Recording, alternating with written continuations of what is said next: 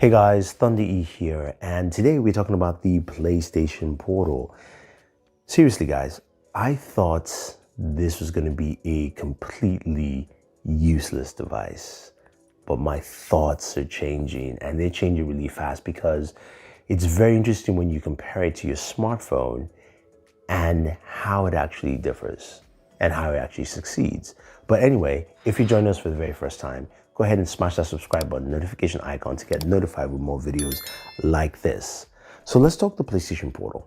When it was first announced, I said, who's gonna buy this? This makes no sense. I mean, I was gonna buy it because I'm gonna cover it, but who would actually buy this and who is this for? Now, I've had a couple of people say, and a couple of my friends say, this is for the die-hard PlayStation fans.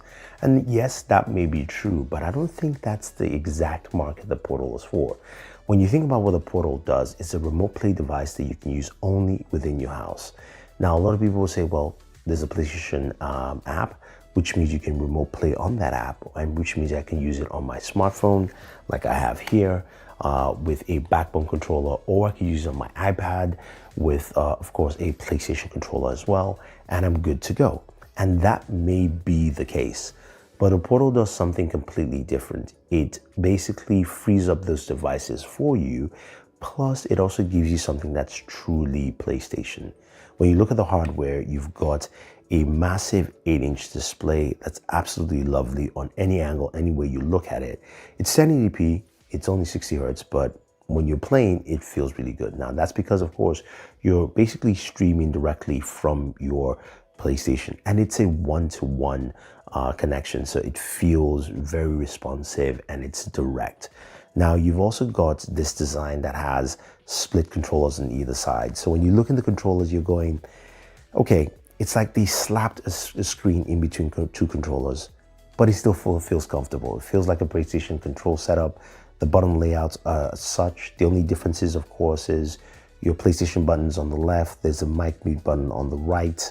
And then on the top side of the whole setup, you've got your volume rocker, power button, and your link button. That's it, right? So triggers, normal. Your controls feel very PlayStation-like. And I think a lot of people will enjoy that with the Portal, as compared to something like my backbone, which feels really good. And it's good when I'm playing mobile games.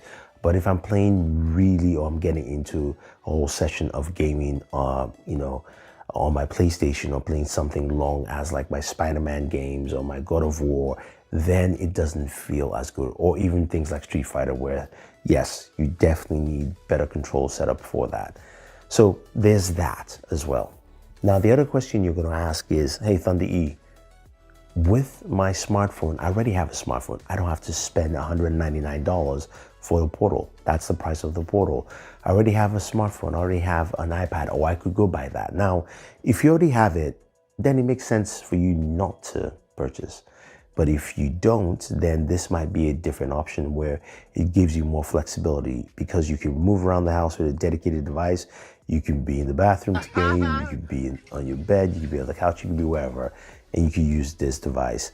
Now, when it comes to audio on here, that's the biggest downside. I'm going to put it out there first, because you don't have Bluetooth connectivity on here, and you must use the PlayStation PS Link headset. So that's something, it's a bit annoying. Actually, it's really annoying, because I can't use like my Razer Hammerhead with this. I have to actually use it directly on my PlayStation. So again, once you go out of range, you might have limitations there. At least I did in this situation.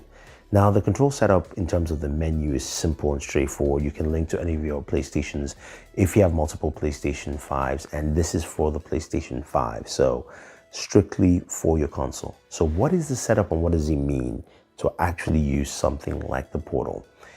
It means that the best case scenario of what this actually works is, say for instance, a family, you've got kids, you've got one TV, you've got your PlayStation, but everybody wants to watch something else, and you just want to game.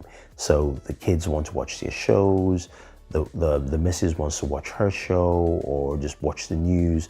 You can have the news on your main TV set. You can also have the kids shows on your iPad or even your smartphone, and then you can take your Portal and you can game. And I think that's one of the key scenarios this is for, because think about it, the the PlayStation loyalists started with the PS1 is in their 40s, and they have kids, and they're in that age range, and they're diehard, and they will get the Portal. So it makes sense business-wise for that. And also when using it, you see how practical it is.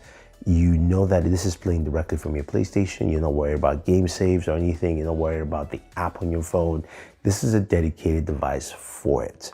Now, does it do it well? That's the next question. And it does.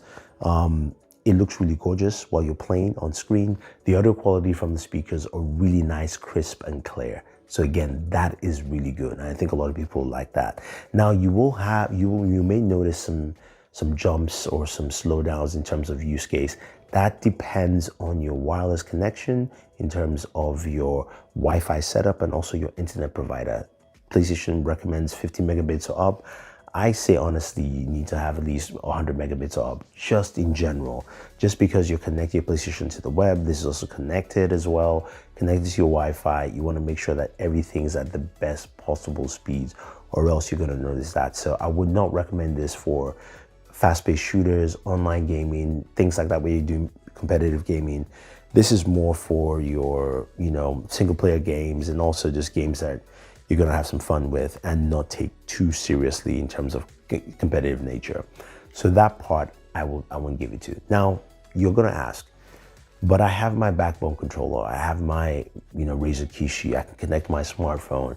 Why do I need this? Well, you look at the screen setup and you look at how it looks, right?